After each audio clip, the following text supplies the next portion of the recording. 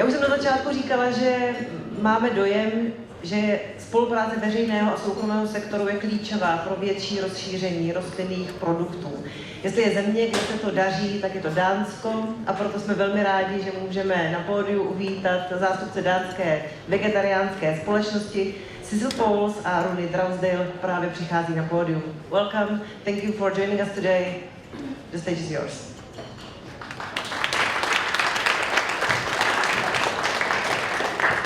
I think we got this one, and it works actually. Very nice. So, hello everyone. I'll just try to see if it works. Yeah? Nice. We are Sidsel and Rune-Christoffer from the Vegetarian Society of Denmark, and we are very honored to be invited here to talk about our journey into systemic change in the plant-based sector and this private public sector collaboration that we have been going through in Denmark. So first I will just show our agenda so you have an idea about what is going to be explained today. First I will explain a little bit about our organization. We are a Danish organization. And then we will talk a little bit about our thoughts and way into working together with the private sector. And give some concrete examples of how this collaboration is structured and by which aims.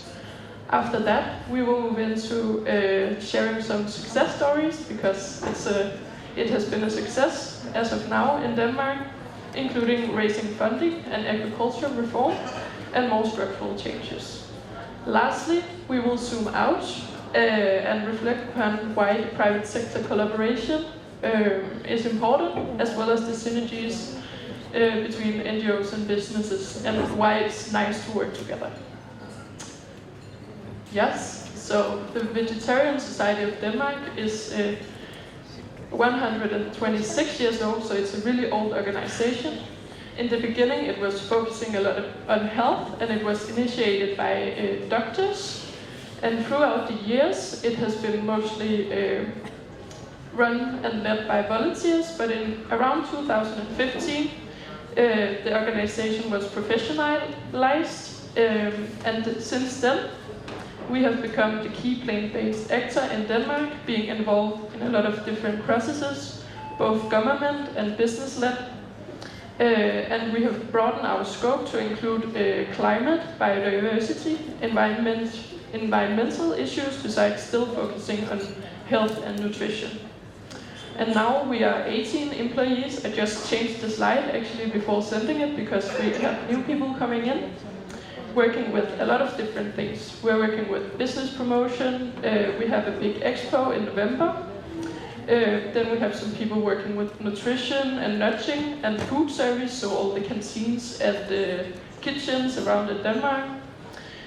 Then we also have some communication and community building activities, as well as the two of us working with political fields mostly. So it's us contacting the politicians and working with that strength of our work. And our philosophy is that for us it's not who you are, but what you do. So it's not important if you are vegetarian or vegan necessarily, it's what you do. So if you change the food on the plates of more people, then we will have more change in society and in the food system. And we always try to be very pragmatic and solution-oriented as a voice in the debate in Denmark. And we focus on developing broad partnerships for change, both within the public sphere but also within the private sphere.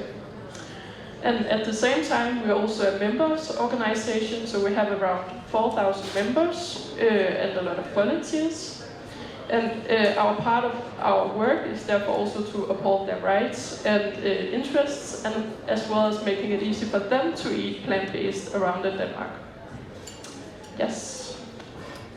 Thank you, Sidsel. You have to turn it on. Sorry, then it should be possible to hear me. Yes, thank you so much, Sidsel. So what I'm trying to illustrate on this slide here is, of course, simplifying things a bit, but it's basically about trying to illustrate how there are a lot of interests within the whole thing about plant-based development.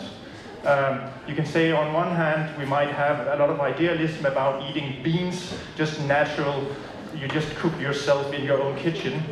Beans, they might have to be organic, and there will be people who want it to be unprocessed, to be simple, to be natural, to be wholesome. And on the other hand, you can have more processed products. You have the whole business side where you also want convenience. You want things that are, you might also have some of the very more conventional products that are not organic. They can be processed. They can be even ultra-processed. So one of the debates within plant-based is even how natural should it be, how processed should it be.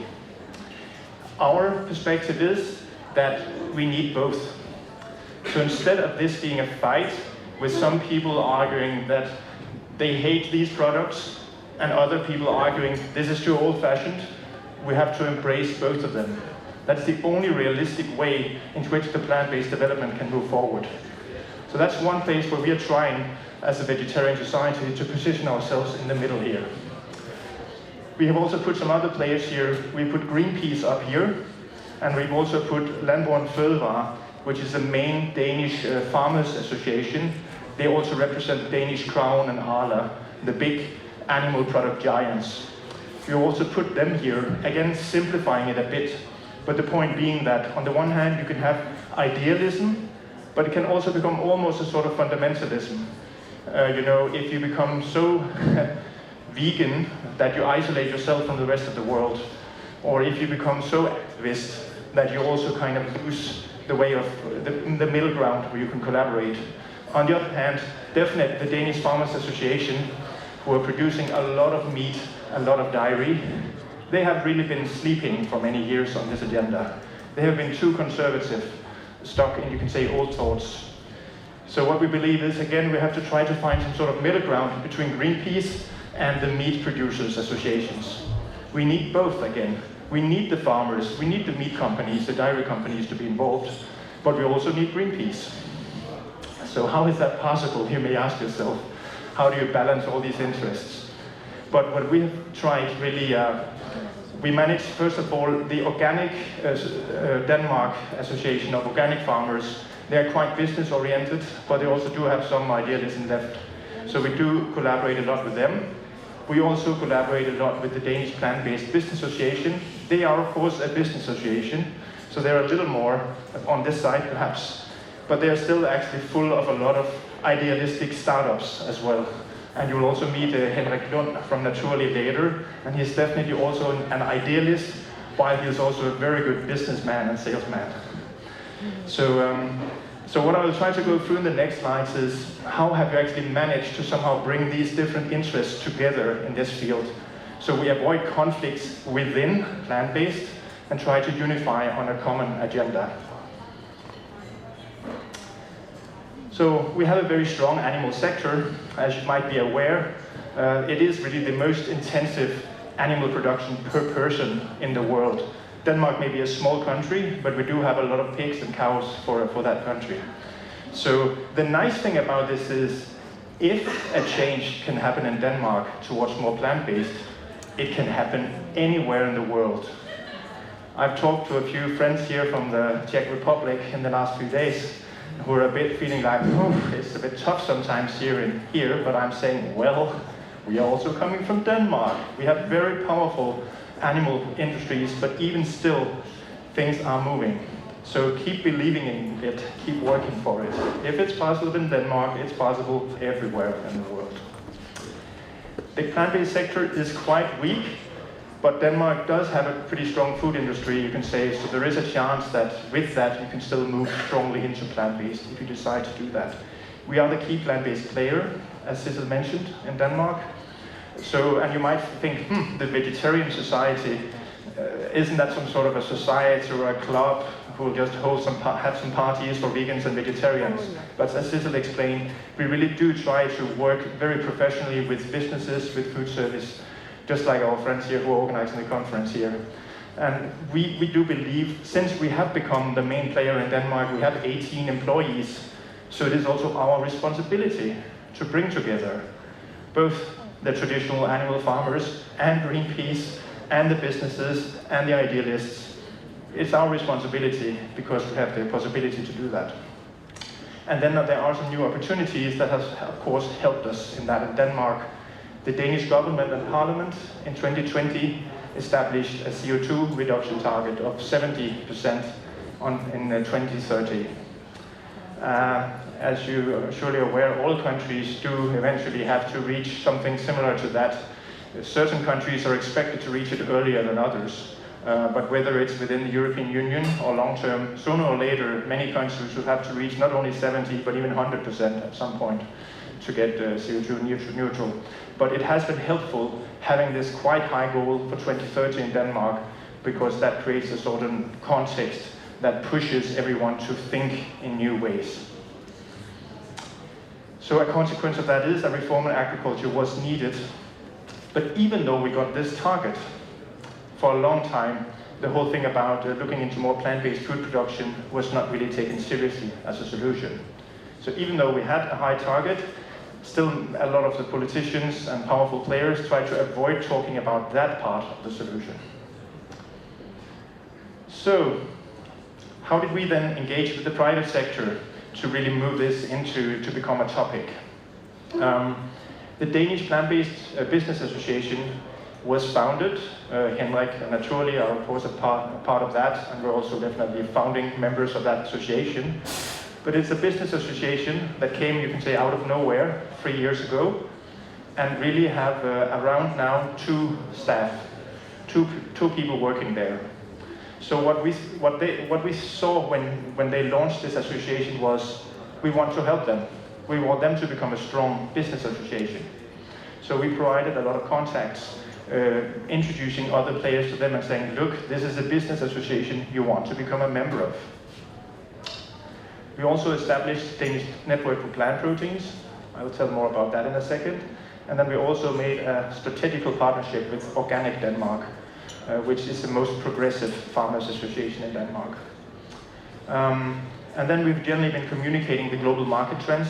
I'll get back to that in a moment, and the whole business case, because it is really the business language that moves people, both of course the private sector, but actually also the politicians. If you want a majority of politicians, the market, the business argument is vital.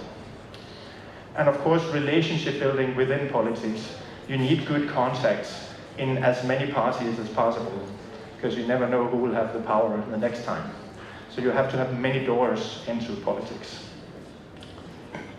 Danish Network for Plant Proteins is a network that we are running, and it's really, I'm so happy to see all of you here in Prague from a diverse backgrounds within business and other professionals, because really the way we started this network was by hosting a conference.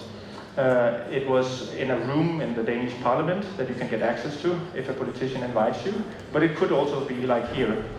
And we had, like today, around 175 people attending that, and basically trying to set the agenda of creating a network with the presentations, but also a place where people can meet each other and discuss and strengthen the whole value chain from farm to fork. So we very quickly got a lot of companies. These are mostly industrial food companies. There will also be lots of startups. We have some big, also other kind of players who are interested in the food industry, but we also have the big farmers associations there, as well as some researchers and kitchen professionals and other organizations and NGOs.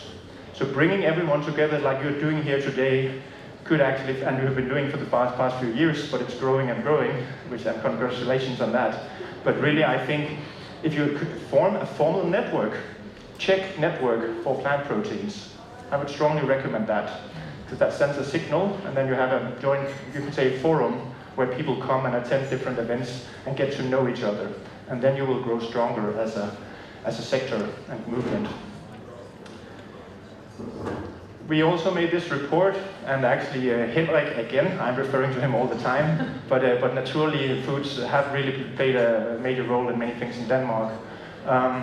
They originally, as part of the Plantebranchen, which is the Danish Plant-Based Business Association, they contacted Greenpeace and said, let's try to make a report together. So having the plant-based food industry and Greenpeace together make a report about how to transform the Danish food system. They also invited Animal Protection Denmark, the Nature Conservation Society of Denmark, and Green Transition Denmark, and us. So you might say, whoa, that's a collection of 5 quite green NGOs, but together with the Plant-Based Business Association. That is quite unusual, because often the NGOs, they will make their own report, and the business people will make their own stuff. Here again, bringing it together in one report, which has, you can say, some of the NGO visions, but a lot of the market business arguments. And for example, one debate in this report was, should we start, the NGOs which is actually say, let's start writing about all the problems with animal agriculture. Let's begin the report writing on that. But the business association, the Plant-Based Business Association said, no, let's start the report writing about the big business potential. And then we put all the problems in the back part of the report, because people always hear about them anyway. So again, the NGOs, everyone got convinced, okay, we'll put the market arguments in the beginning of the report. And again, by having this alliance means you can actually attract political parties, both from the left wing and the right wing and the center, when you find this common ground between business arguments and, you can say, NGO environmental arguments, climate arguments. We also together put a bit of funding, everyone paid a bit, and we got a full-page advertisement in the biggest Danish newspaper, just while they were negotiating in the parliament. And it basically says, with a more plant-based Danish agriculture, we can reach the climate target, create tens of thousands of jobs, and get a part of a market worth 250 billion euros. There are higher estimates since then. As you know, there are new market estimates all the time. And then in this advertisement, the text here was a bit about how much this occupies of the land in Denmark, the current mostly producing food for animals, but also some text about both business and jobs and the environment. And then here we have all the logos. So again, this is a nice, happy family, you can say, of NGO logos, small startup business logos, big industry business logos, and organization logos, sending a joint message to the readers of the newspaper, to the politicians, that we are together in this. And this was received very positively, again, I would say, from both politicians and businesses, to show, you know, there are actually many people who can be together on this agenda. Then when we go and for meetings with politicians and the businesses, even you can say the finance sector as well, different players who are not yet completely convinced, we always bring these slides where we actually have put together many different market forecasts. As before, the presenter before mentioned, the market is a bit stagnating or even going a bit down maybe, or at least it's not increasing as fast as everyone has been hoping for. Here in the Czech Republic, the same might be true in other countries, but when you take together Credit Suisse, Bloomberg, Nasdaq, Morgan Stanley, a lot of different market analysis prognosis, what you see is they do predict sort of an increase for the next few years, and then they expect it to explode in the late 20s. The point is, of course, here, if you wait 5 years till 2027, you are too late to board the train. So do remember that this kind of stagnation right now was actually expected, kind of. Some increases in some countries. It should increase year by year a bit, but the big increases are expected later in the 20s. That is what everyone expects. And it, of course, also has to do with the fact that more and more young consumers in Europe are taking up this trend, and there are more and more of them entering the age where they buy food for themselves. And let's just add this one. I love this one. These are the same ones you just saw before, but if you add 2050, this is where Credit Suisse believes that we will end in 2050. That's basically the whole market that will shift at that time. So these two slides are always powerful to make people reflect that it is this kind of hockey stick where you expect it to increase fast in the late 20s and then a lot until 2050. And again, by combining all these prognoses, not just relying on one prognosis, but looking at all of them combined, you see the clear picture. I'll just check my time. Should be okay. So success stories. I just have one more slide and Sidsel will get the time back again to speak. So what have we achieved with what we've done in Denmark? So one of the first things that we did achieve was that the Danish Agriculture and Food Council, which is this main organization for most of the farmers, for Danish Crown, for Arla, they looked at this network we had with the big conference and they said, wow, this is really bigger than we thought. Let's make a joint strategy together. So they invited, imagine that really, the meat and dairy producers invited the vegetarian society to make a joint strategy on plant-based, together with a think tank also called FIRE. And this includes recommendations on how we should proceed to strengthen the whole development of the plant-based food in Denmark. And with the vision of becoming world leading. So basically we managed to convince the biggest farmers association in Denmark to get a strategy for plant-based. Sidsel will move on with the next results. Here it goes. I just saw it said time's up, but do we have like a little bit more? Cool, thank you. Yeah, so another significant success story is the agriculture reform. We are coming back to that on and on, but it's because it's very interesting also to other countries what happened in Denmark. So the agriculture reform was agreed upon in 2021, and it was a broad majority of parties from the parliament, except from the two greenest parties, agreeing on this. So it's a broad agreement, which means that it's also more difficult to break away from it. And what is also very interesting about it is that it's both aimed at stimulating the supply and the demand. So it's from crops to consumers, basically. And through our work with visibilizing the opportunities and synergies for plant-based production, and by establishing all the networks and stuff Rune-Christoffer talked about, we have been able to convince, or at least make the politicians think that this is a good idea.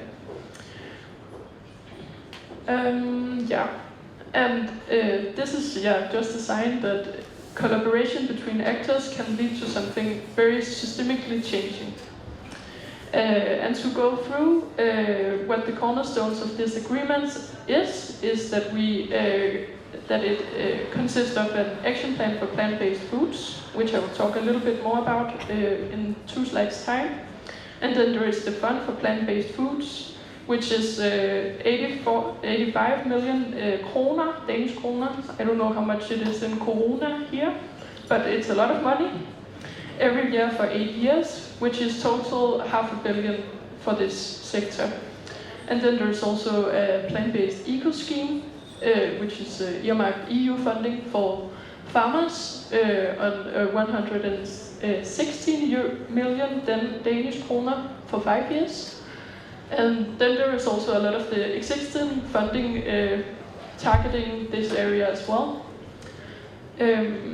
as more like technological approaches to the topic. And then it's almost 300 million Czech crowns per year.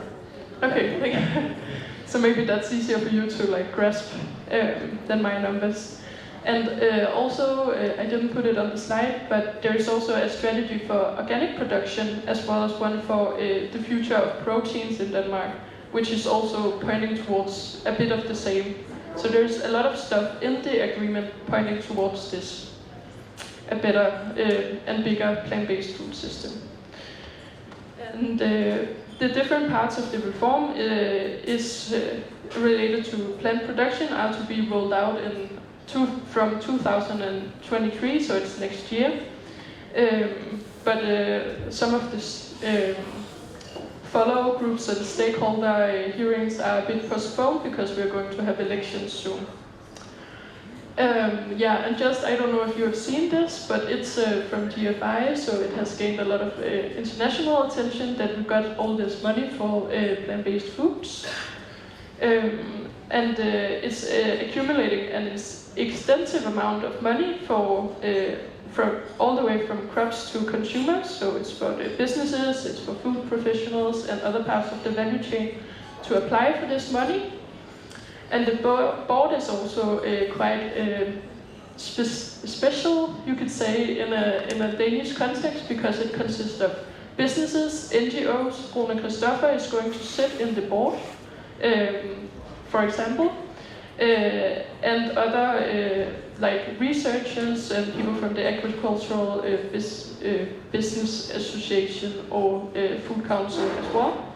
So it means that both the very commercial side, but also the more idealistic and the more agricultural side is represented in this fund, and is going to hopefully receive money from it. And it will also run from next year.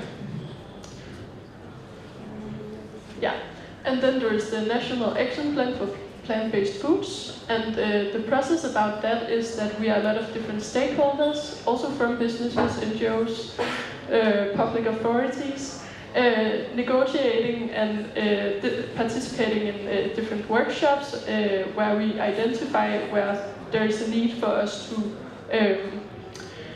make some targets for the market to change, or production and consumption to change.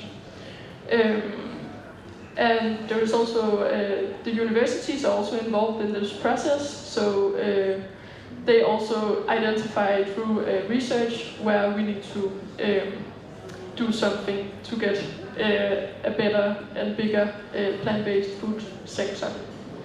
And it will also be finished next year, hopefully, with binding some kind of targets and maybe funding. Another success is that the Danish Agriculture and Food Council launched a new plant-based unit. So within the big conservative agricultural organization, they now have a unit only focusing on plant-based foods for people to consume. And they also have a director for this, so this means that they also, in a formal structure, knows that this is the way it's going. And here I also have to say that it's still a little unit within a very, very big and very animal-focused organization. So it's one step, but there's more to come for it to change. And the same goes for the biggest Danish business association, also established a plant-based business network, maybe inspired a little bit by our network, I don't know. But it also sends a sign that the business actors also knows that this is very important for the future of the food system, and that they need to do something now to be able to participate in this big market coming in the following years. And then, of course, it's not only a success story. There's a lot of challenges and ongoing projects that we are focusing on.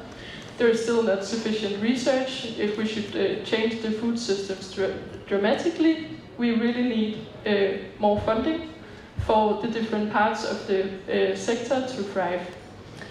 And I will do it really quick now. Also, we need to have increased sales and volumes through consumption and exports. There is still a big lack for the consumers to get too familiar with this and get it in their everyday life meals, both legumes but also the different plant-based alternatives. And we know from we do consumer surveys, we know that 61% of the Danish people, at least last year, wanted to cut down their meat consumption, but a lot of them don't know how to do it.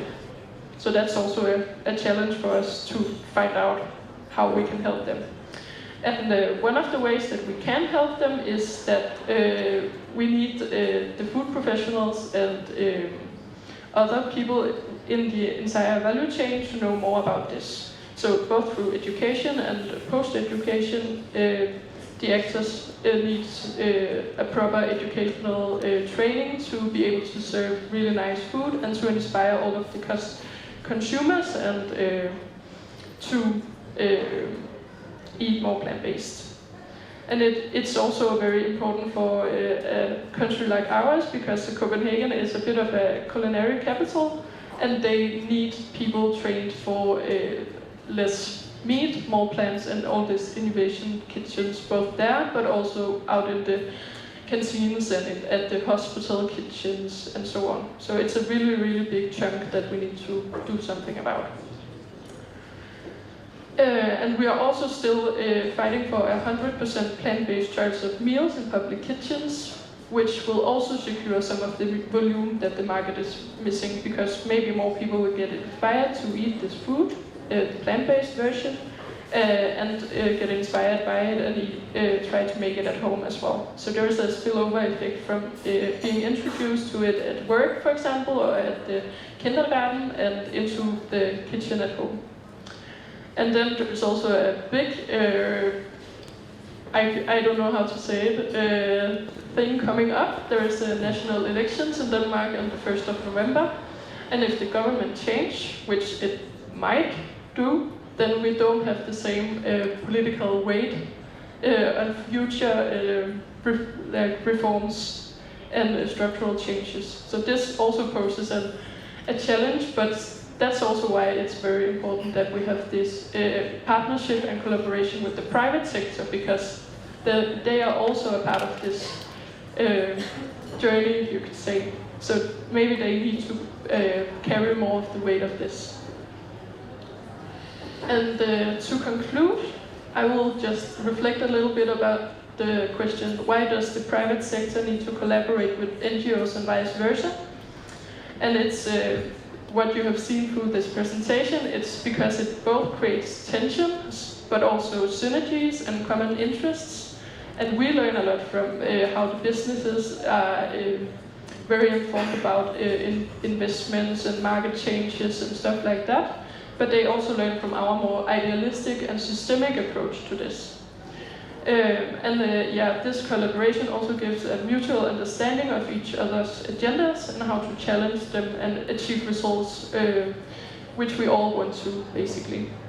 And lastly, we have also been a part of this development together with all of these different actors, and it's very nice to see that it's going somewhere and we are reaching some results, even though it's not at all finished yet. Yeah, so that's all from us, and I don't know if you have any questions or it's the audience.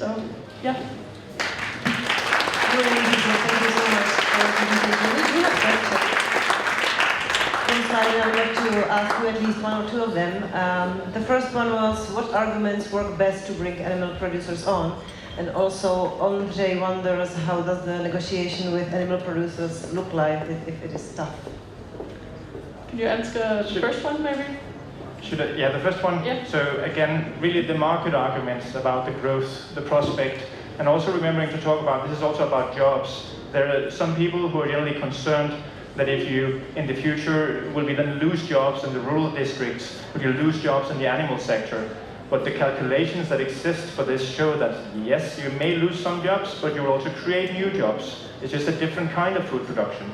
And that argument seems to be very important, both politically, but also for businesses, and especially the market potential. But always telling people, you need to start some of the investment now, but have a little patience, because the market is coming maybe a few years later. Yeah, and can we get the second one again? If the negotiation is tough. If it's tough? With the farmers? Yeah, with the animal producers. Sometimes I would say, yeah, they say more to us internally than they want to say out in public. So sometimes we wake up to different statements from them saying that everything we do is a bit crap or something like that. If I should add, if I go sometime to debates at farmers' schools with the young farmers and also the older farmers, I always say in the beginning, I come with peace. And they immediately laugh, and then you already soften it up a bit, some of the tension. And it's actually some of the best experiences I have is having the dialogue directly with the farmers. Yes, there are a lot of farmers who are curious. You should, when we get away from conflict and a negative kind of aggression that you may sometimes have clashes on social media, for example, but if you go into a constructive dialogue, lots of farmers are interested in this. And they're really curious, actually, also. So it's a very nice dialogue we always have with farmers, and especially also the think tank is a young farmers organization. Okay. And they're really good at asking all the right questions to get more knowledge. Yeah. Is part of the government investment in plant-based food directed to transitioning animal producers to plant production? Yeah, eco-scheme. Yeah, the eco-scheme is, but it's also indirectly in all the other funding and the aspects of the agreement, because more plants also necessarily means that you have to scale down a little bit on the animal side. So it's kind of, but it's most directly through the ECO scheme. Thank you for maybe I just want to add briefly that, like, you might have heard about Netherlands, the big demonstrations recently, some months ago. That was because the Dutch government communicated, now we'll cut down on the animal production. But in Denmark, what the politicians mostly communicated was, now let's invest in plant-based. The result may be the same, but there are different ways of talking about this.